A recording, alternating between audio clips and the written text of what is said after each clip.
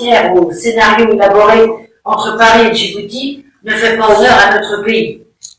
C'est grave pour la démocratie française, c'est grave du point de vue du droit international, c'est grave pour tout opposant au régime de pays dictatoriaux qui croit avoir trouvé refuge en France à l'heure où, au nom de la lutte antiterroriste, l'exécutif de notre pays et ses administrations se croient tout permis.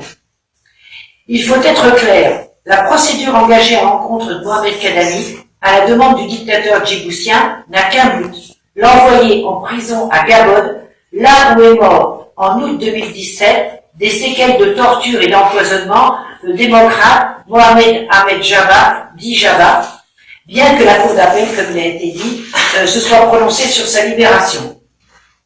Un cachot où les autorités politiques et judiciaires françaises savent très bien que ces anciens bourreaux lui feront payer cher le rassemblement de l'opposition contre le 5e mandat que brigue Ismaël Omar Guelleh à l'automne prochain. Emmanuel Macron s'apprête-t-il à donner un semblant de légitimité à une pratique qui fut utilisée par ses prédécesseurs de 1959 à 2013 pour se débarrasser de militants anticolonialistes ou d'opposants à des dictatures amies de la France? Elle consistait à fermer les yeux sur des assassinats perpétrés sur le sol français avec l'implication active ou passive de la République et dont les crimes n'ont jamais été élucidés par la justice française. On les compte par plusieurs dizaines, depuis tout juste 60 ans. Sous De Gaulle, en pleine guerre d'Algérie, le 21 mai 1959, l'avocat algérien Abokran Ould Aouda, membre du collectif de défenseurs des militants du FLN, est abattu à Paris devant son cabinet sur ordre des services secrets.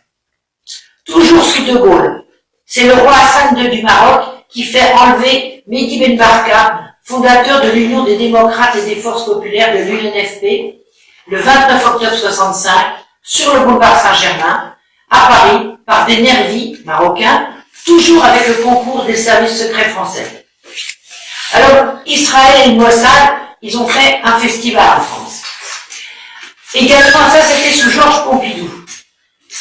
Il y a eu le Palestinien Mahmoud al-Amshari, représentant en France de l'ONT. L'Irakien Basile al-Koubezi, membre du comité central de l'ONP. L'Algérien Mohamed Boudia, militant du FLN, engagé au FPLP.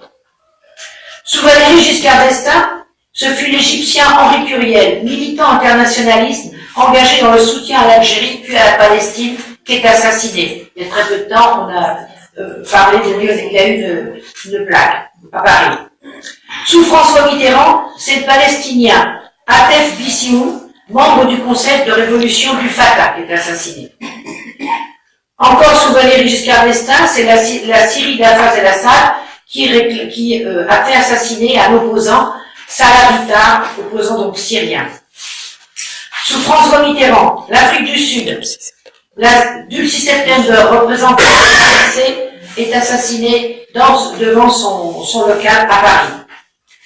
Sous Jacques Chirac, c'est le Shah d'Iran qui fait assassiner 6 Iraniens, dont un ancien sous-secrétaire d'État à l'éducation. C'est le seul crime qui a été élucidé en France. La série continue sous Jacques Chirac, avec l'Indonésie qui fait assassiner les responsables en Europe des Tigres de libération de l'Elam Tamoul et un autre responsable en France de la libération toujours de l'Elam Tamoul.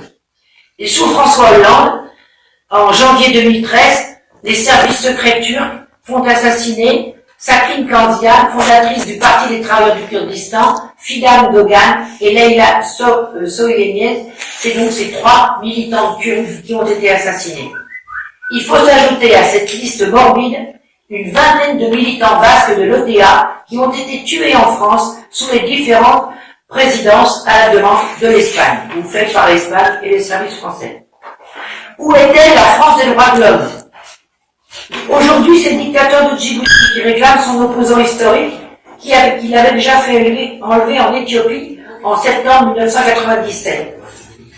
à la tête d'un des plus petits pays d'Afrique, moins du double de l'Île-de-France. Omar Guelleh compte arriver à ses fins grâce à ses liens incestueux qu'il entretient avec l'ancienne puissance coloniale, dont il héberge la plus grande des 4 bases militaires étrangères à Djibouti, qui totalise plus de 8000 hommes.